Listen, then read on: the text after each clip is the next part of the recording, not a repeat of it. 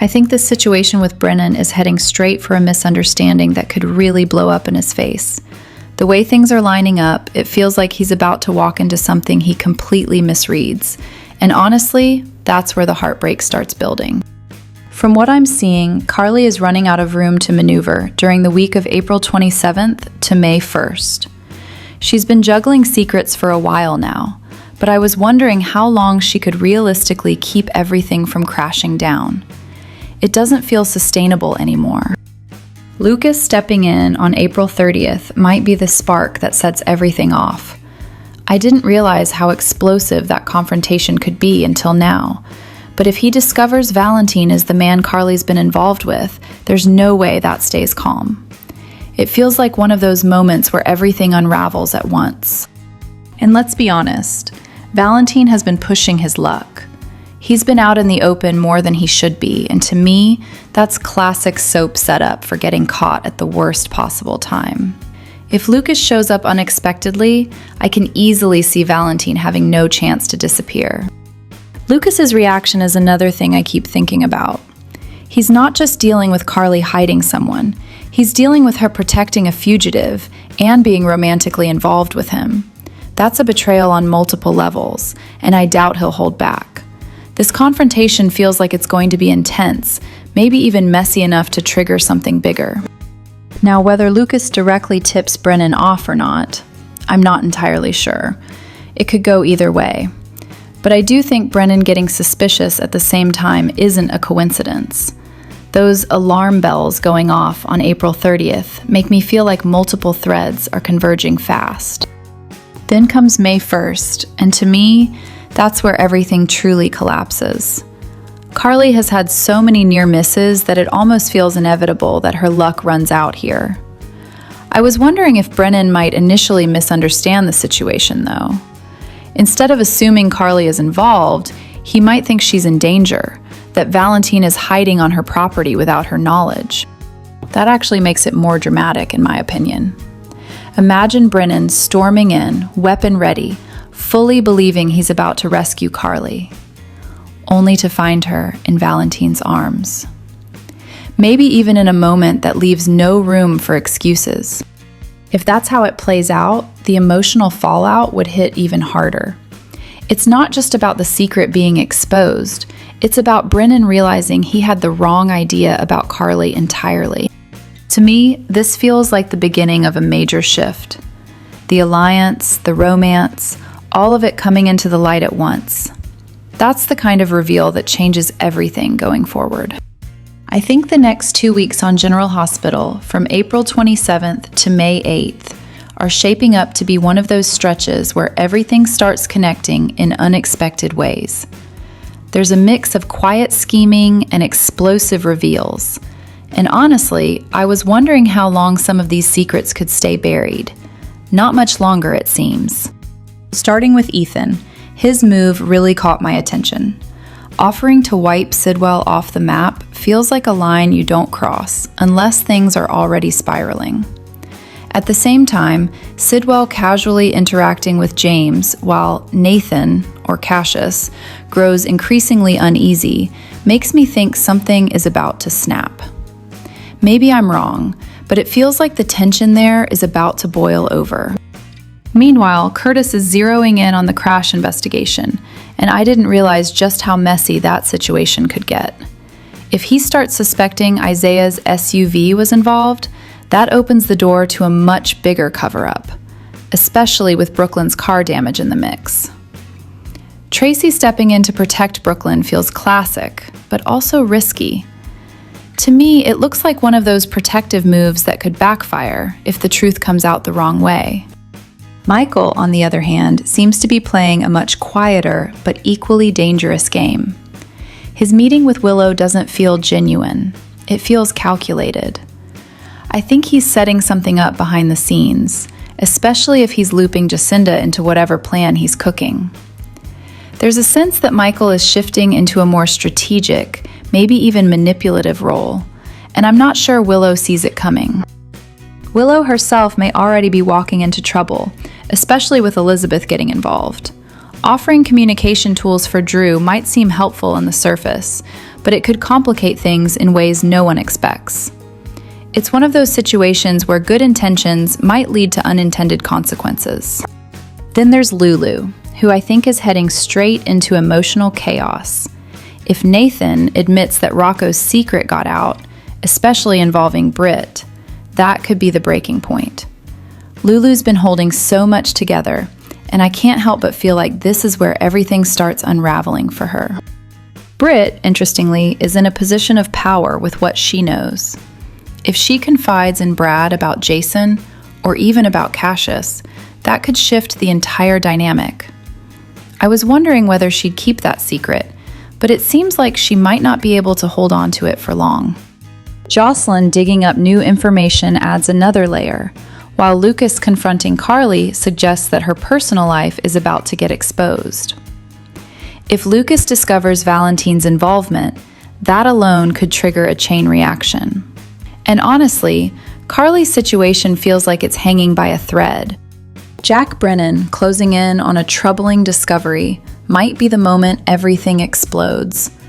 If he catches Carly with Valentin, or even just figures out she's been hiding him, I don't see how she talks her way out of that. To me, it feels like her luck is running out right when she needs it most.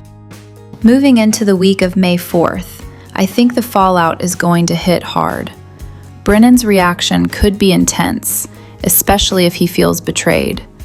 Carly's alliance, and whatever deeper feelings are involved, might finally be exposed, and that's not going to be a quiet reveal. Not everything is heavy, though. The Broadway crossover continues, and that adds a lighter, celebratory moment with music at the Savoy. It's a nice contrast, and I actually like how the show balances these emotional highs with the darker storylines. Dante, as always, is right in the middle of everything. If Curtis pushes the theory about Isaiah being the other driver, that could lead straight to the truth about the house call for Rocco.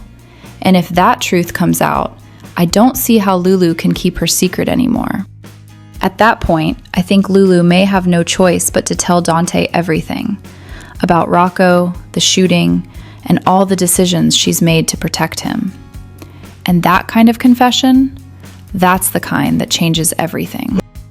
Overall, these 2 weeks feel like a turning point. Some secrets are going to come out, alliances will be tested, and a few characters might not come out of this the same way they went in. Maybe I'm reading too much into it, but it really does feel like the calm before several storms finally collide. I think this episode of General Hospital is shaping up to be one of those slow burn days where everything feels like it's about to explode, even if it hasn't fully yet. From my perspective, the most striking moment has to be Britt Westbourne completely losing her composure with Rocco Falconeri. I was wondering if we'd eventually see Britt crack under pressure, and here it is. The way she snaps, reminding him that his life is literally on the line, doesn't just feel like anger, it feels like fear spilling over. To me, that suggests whatever secret or situation Rocco is tangled in is far more dangerous than he fully understands. Maybe I'm wrong, but it feels like this could spiral into a bigger medical or psychological crisis for him. At the same time, Sonny Corinthos seems to be inching toward a very familiar path, handling problems permanently. His conversation with Ethan Lovett about taking out Jen Sidwell didn't come off as Mujorad hypothetical.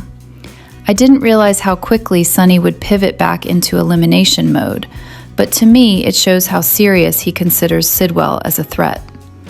And Ethan's potential willingness? That adds another layer. This isn't just business, it's personal. Then there's the really tense and slightly unsettling interaction involving Cassius Faison, posing as Nathan West while taking James West to karate. I think what stood out most is how Sidwell casually inserts himself into that moment. When he asks if James learned a lethal move from his father, it feels less like a joke and more like a quiet threat. Cassius's uneasiness says everything. He may not be Nathan, but I get the sense he genuinely cares about James, which makes this whole situation more complicated than a simple villain act. Meanwhile, Valentin Cassadine opening up to Carly Spencer about Ross Cullum possibly being behind Anna Devane's breakdown adds another revenge thread to the mix. I was thinking Valentin already had enough reasons to go after Cullum, but this pushes it into deeply personal territory. To me, that kind of emotional motivation usually leads to reckless decisions, not calculated ones. And Cullum himself being in a hospital bed while still making moves over the phone? That's interesting. I feel like he's not as vulnerable as he appears, almost like he's orchestrating things from the shadows, even now. Overall, I think Monday's episode is less about big action and more about setting emotional landmines everywhere. Rocco's guilt, Sonny's decision, Valentin's anger. Any one of these could blow up fast. And maybe I'm wrong, but it feels like the show is lining up multiple collisions at once, rather than just one central climax. I think this episode of General Hospital on Friday, April 24th, really leaned into paranoia, secrets, and that classic soap tension where everyone is just one step away from being exposed. It all started to feel especially intense with Valentin Cassadine. I was watching him piece things together, and honestly, you could feel his frustration building. When Jocelyn showed up with that book tied to Caesar Faison and mentioned Ross Cullum having a similar copy during the blizzard, it clicked for him, but not completely. To me, it felt like he was circling the truth, but missing one key piece. The cigarillos detail especially made it obvious something deeper was going on with Anna Devane's breakdown. What really stood out was how reckless Valentin became. Impersonating Dr. Kevin Collins over the phone? That's the kind of desperate move that usually backfires in soaps. I was wondering if this is the beginning of things unraveling for him, rather than getting clearer. Meanwhile, Jocelyn is clearly not taking warnings seriously. Even after Valentin hinted that Nathan might be dangerous, she still seemed determined to get involved. That made me think trouble is definitely coming her way. On the Anna front, things feel genuinely tragic. Hearing from Felicia Scorpio that Anna's paranoia is getting worse, believing the clinic staff are working for Faison, makes this storyline feel darker than usual. When Felicia tried to bring in Liesl Obrecht for help, I understood the logic, but I also think Liesl was right. Her presence could easily make everything worse given Anna's delusions. At the same time, that question, what if Faison is actually alive, felt like one of those classic soap seeds. Liesl didn't dismiss it entirely, and honestly, neither would I. This show has brought back the dead before, so it wouldn't be shocking. Over at the Metro Court, the political angle with Laura Collins and Ezra had a lighter tone, but it still carried some bite. Laura pushing for public support, while Lulu subtly threatened bad press. It was all very calculated. I think it showed how power games aren't just happening in the shadows, but out in the open too. But for me, the most emotionally complicated storyline right now is Britt and Nathan, or rather, Cassius Faison. When Britt confronted him, it felt like everything hanging in the air finally got said out loud. Rocco's involvement, the guilt, the lies, it's a mess waiting to explode. Cassius claiming he's in love with Lulu Spencer. I'm not sure whether to believe him or not. Maybe he thinks it's real, but building that relationship on a lie feels doomed. Britt telling him to walk away actually made sense to me, even if I doubt he'll listen. Then there's the New York sequence, which almost felt like a different show for a moment. Giovanni Gio Palmieri and Emma Scorpio Drake had this light, almost magical vibe. The stage moment, the dinner, that little sparkle realization, it was softer and more romantic compared to everything else going on. I didn't realize how much that contrast would stand out, but it actually made the darker storylines feel even heavier. Overall, I think this episode was setting up multiple ticking time bombs. Valentin digging too deep, Anna slipping further, and Cassius risking everything for a love built on deception. It feels like all of these threads are heading toward a collision, and when it happens, it's not going to be subtle. I think the whole situation around General Hospital is setting up something much bigger than it first appears, especially when it comes to Jason Morgan. From where I'm sitting, it really feels like his story isn't even close to over, no matter how dire things look right now. The last time we saw Jason, he was being taken away by the WSB after allegedly shooting Ross Cullum. But I didn't fully buy that as the end of his arc. To me, it felt more like the setup for a classic Jason comeback, especially considering the truth is far more complicated than what the WSB believes. Jason confessed, but not because he was guilty. He stepped in to protect Rocco Falconeri, who was actually the one responsible. That choice alone says everything about Jason's character. He'll take the fall if it means protecting someone he cares about. And with help from Cassius Faison posing as Nathan West, the truth was buried, at least for now. Meanwhile, there's a bigger problem brewing that Jason doesn't even know about. Cullum is still alive. And honestly, I keep thinking that if Jason finds that out, everything changes. Suddenly, his sacrifice doesn't just look unnecessary, it becomes dangerous. Especially since Cullum has secretly been working with Jen Sidwell on Caesar Faison's final project. Jason being held in Jakarta, as Jack Brennan mentioned, sounds intense. But I don't believe for a second that it's permanent. If anything, it feels like the perfect setup for an escape storyline. Maybe I'm wrong, but Jason has always been the kind of character who can pull off the impossible, especially when his family is at risk. And there's a lot for him to worry about. His son, Danny Morgan, could face consequences tied to this mess. Plus, if Cullum is still out there, then people like Britt Westbourne could be in serious danger. Jason wouldn't just sit back and let that happen. What's interesting is how everyone connected to the WSB, Jocelyn Jacks, Valentin Cassadine, and Brennan, are acting like Jason is gone for good. But I don't think that's the case at all. If anything, it feels like the show is building toward a dramatic return. I was also thinking about how his comeback could play out. If Carly Spencer, Lucas Jones, and the others manage to expose Cullum as a double agent around the same time Jason resurfaces, that would create the perfect moment. Jason could step right back in, clear his name, and take Cullum down once and for all. And let's be honest, if anyone can escape a high-security WSB facility and disappear long enough to plan his next move, it's Sonny Corinthos' most trusted enforcer. With Steve Burton expected to return soon, I can't help but feel like we're on the edge of a major turning point. Jason's return doesn't just seem likely, it feels inevitable. And when it happens, I think it's going to shake Port Charles in a big way. I think this episode leans heavily into that mix of intrigue and soft romance. And honestly, the contrast works better than I expected. From my perspective, the Broadway Aladdin backdrop gives Gio and Emma's storyline a kind of dreamy, almost surreal tone. Emma getting swept up in the magic backstage.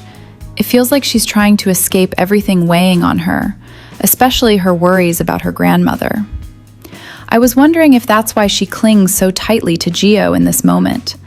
When she tells him, "You are my whole new world," it's not just romantic. It feels like she's redefining her emotional anchor. Gio, for his part, seems all in. Maybe I'm wrong, but the way he offers to do anything for her, and how naturally he steps into being her support system, it almost feels a little too perfect.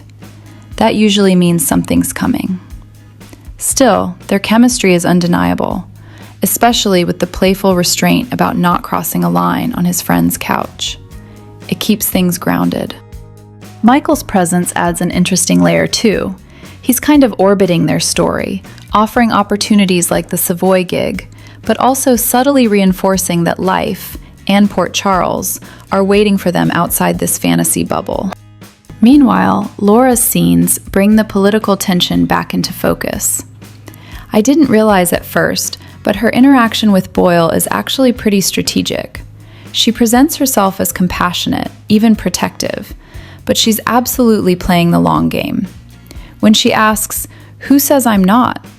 That's the moment it clicks. She's not above using leverage, she just prefers to package it differently. Lulu, on the other hand, feels more direct, even a bit impatient.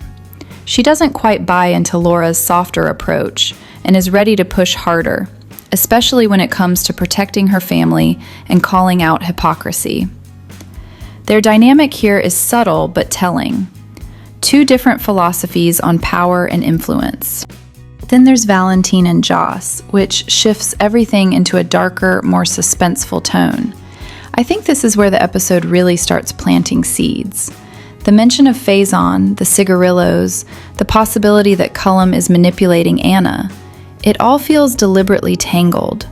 And when Joss suggests Nathan could be involved, that's the kind of twist that makes you stop and rethink everything. Valentin's warning at the end stands out to me. He doesn't just dismiss the idea, he acknowledges it could be true, and that's what makes it dangerous. His instinct is to push Joss away from it, which usually means she's about to dive in deeper. Overall, I feel like this episode is quietly setting up multiple emotional and narrative collisions. Romance that might not last, political games that aren't as clean as they seem, and a mystery that's only getting more complicated. I think what struck me most in this sequence is how everything feels like it's quietly tightening around Anna, even when no one is physically in the same room with her. There's this sense that her situation is no longer just medical. It's psychological, political, and emotional all at once. And everyone around her is forced into damage control rather than solutions. Valentin, for example, doesn't even get closure in the moment. Joss hears enough of his words to be unsettled, but she still chooses distance, telling him she won't engage, even though she clearly can't fully unhear what she's just learned. I was wondering if that's her trying to protect herself, or if it's more about instinctively recognizing that getting pulled deeper into Valentin's concerns about Anna might trap her in something bigger than she can handle right now. And then there's that immediate pivot, Valentin calling Kevin about Anna. That shift tells me he's not just concerned, he's escalating. He's looking for medical clarity, maybe even reassurance that what he's sensing is real and not just paranoia building on paranoia. Meanwhile, Felicia and Obrecht bring a completely different kind of tension. Felicia is trying to stay grounded in compassion and action. She sees Anna declining, slipping further into delusion, even attempting to escape. But the most unsettling part, to me, is the content of Anna's beliefs. That Liesel is part of a conspiracy involving Faison. It's such a specific accusation that it blurs the line between trauma memory and distorted perception. Felicia's instinct is to intervene directly, to confront Anna and correct her, but Obrecht immediately shuts that down. And I didn't read that as cruelty. I think it's more complicated. Obrecht is almost clinically aware that direct confrontation could backfire, reinforcing the delusion instead of breaking it. She's trying to protect Felicia from becoming another enemy in Anna's mind. There's a strange kind of restraint in her refusal, like she understands the psychology too well to gamble with it. Still, Felicia's question lingers. What if Anna is right about something? That single doubt opens a crack in everything. Even Obrecht, for all her skepticism, seems momentarily unsettled. And I think that's the point. Once trust fractures in a situation like this, no one feels entirely certain of anything anymore. Obrecht's quiet hope that for the sake of her children Anna is wrong feels less like certainty and more like emotional self-preservation. After Felicia leaves, the narrative shifts again into something more suspicious and speculative when Joss confronts Liesel. I was wondering if Joss is acting on instinct here or just pulling threads randomly, but her question about impersonation, specifically Faison or even his son, suggests that the idea of identity itself is becoming unstable in this storyline. Who is real? Who is performing? And who is being manipulated? Then we move into the Britt and Nathan thread, and this is where things get the most psychologically tangled. Their dynamic is already charged, but Britt's bluntness about Rocco shooting Cullum raises the stakes immediately. It's not just secrecy anymore, it's active protection of a child tied to a violent incident. Cassius, who is still operating under the identity of Nathan, reacts with urgency and control. He frames everything as protection, insisting Britt step back while he handles it. But I think what makes this so uneasy is the contradiction. He claims authority and safety while simultaneously living inside a constructed identity. Britt doesn't accept that easily. She worries he might ultimately hand Rocco over to Cullum, which suggests she doesn't trust the protection narrative at face value. And honestly, I think she has reason not to. When someone insists, stay out of it, while also admitting they are managing everything alone, it creates this imbalance where control feels less like safety and more like concealment. The most emotionally loaded moment to me is when Britt pushes back against his relationship with Lulu. She's not just questioning logistics, she's questioning reality. A relationship built on impersonation isn't just ethically unstable, it's emotionally corrosive. She even draws a line between past damage with James and the possibility of preventing future harm with Lulu. There's a sense that time is not infinite here. Something will eventually break. Nathan's response is what really seals the tension. He insists he's in love with Lulu, and that maintaining the identity is necessary to keep that connection alive. I think what he's really admitting, even if indirectly, is that the relationship depends on deception holding steady. And that's not a foundation, it's a countdown. Britt's final push, telling him there's no long-term plan, lands like the emotional truth no one wants to name. He may be improvising survival in the moment, but there's no roadmap for what happens when the truth inevitably surfaces. To me, the entire sequence feels like a web of people trying to preserve stability, mental, emotional, relational, while quietly acknowledging that everything is already slipping. And I can't help but think that the more each character insists they're in control, the more obvious it becomes that none of them fully are. I think it's kind of wild how quickly Justinda Bracken has gone from a surprising entrance to a fully embedded presence in Port Charles. To me, looking back at Paige Herschel's first year on General Hospital, it doesn't feel like just a side storyline anymore. It feels like a carefully layered evolution of a character who was never meant to stay simple. I was thinking about her introduction back in April 2025, when Justinda first appeared as a call girl pulled into the messy orbit of Nina Reeves and Drew Kane. At the time, it looked like a short-term plot device, something designed to create scandal, manipulation, and fallout. The whole situation with the ketamine scheme, the staged embarrassment, and the political entanglements around Port Charles felt like typical soap chaos on the surface. But I didn't fully realize then how much they were setting up Justinda herself to become a long-term player rather than just a tool in someone else's plan. What stands out to me now is how she didn't disappear after the fallout. Instead, she came back into town with a different energy, more self-assured, more direct, and oddly more in control of her own narrative.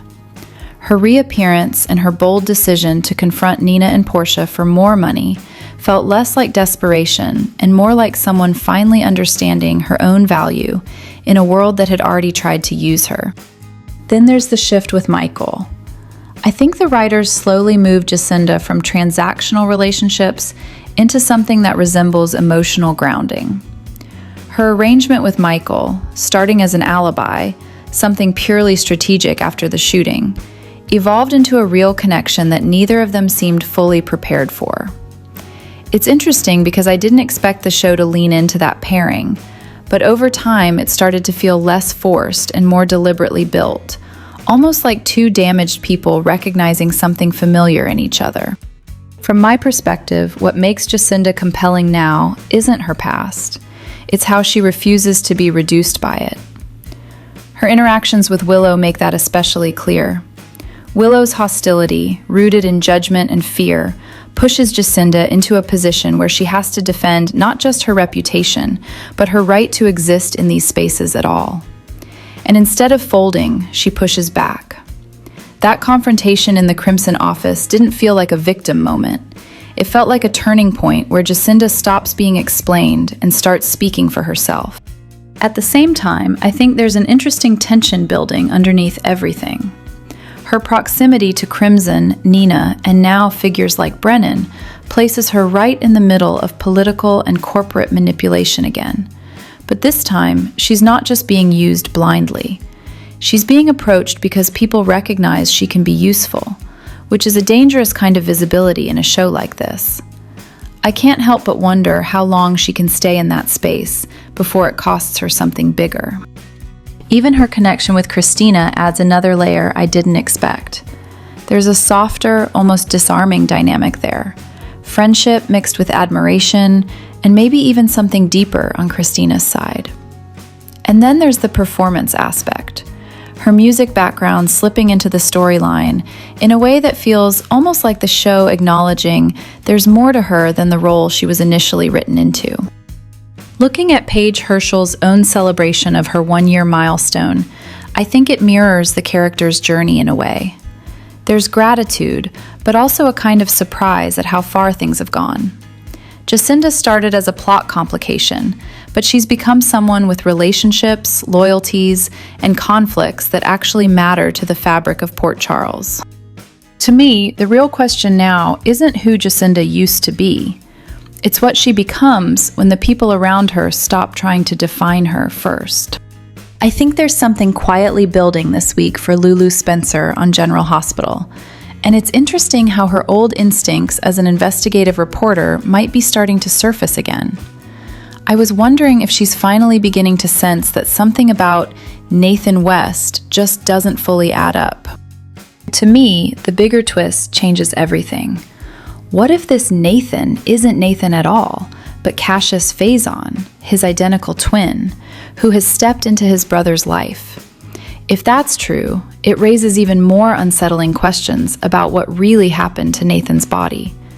I can't help but think it may have been taken or altered far sooner than anyone realizes, possibly even immediately after his death. Even Anna Devane couldn't detect anything wrong, which makes this even more disturbing. The fact that the fingerprints matched Nathan's old records gave everyone a false sense of certainty. But I keep coming back to one detail. Identical twins don't share fingerprints. So either something extreme happened, like some form of illegal fingerprint transplantation, or someone manipulated the records entirely, possibly through hacking. What makes this even more layered is that Nathan has been slipping, just enough to make those close to him uneasy. I remember the night Lulu and he were snowed in during the blizzard. They played 2 truths and a lie, and he casually recited the entire periodic table, claiming it was something his father drilled into him. I didn't realize at first how strange that was, especially knowing Nathan's background with Madeline Reeves and her husband. There was nothing in his upbringing that would naturally explain that kind of knowledge. At the time, Lulu brushed it off, especially as their relationship deepened. But in hindsight, it feels like one of those moments that doesn't quite belong. There have been other inconsistencies too. Cassius, posing as Nathan, once couldn't even handle baseball, which stands out when compared to how others around him, like Kai Taylor, had to step in to teach James West. Even Jocelyn Jacks seemed to pick up on something off when she questioned him at the gym. She saw him coming out of Cullum's room in the hospital, and that alone raises questions, especially given everything surrounding Cullum's shooting and the protective cover around Jason Morgan and Britt Westbourne.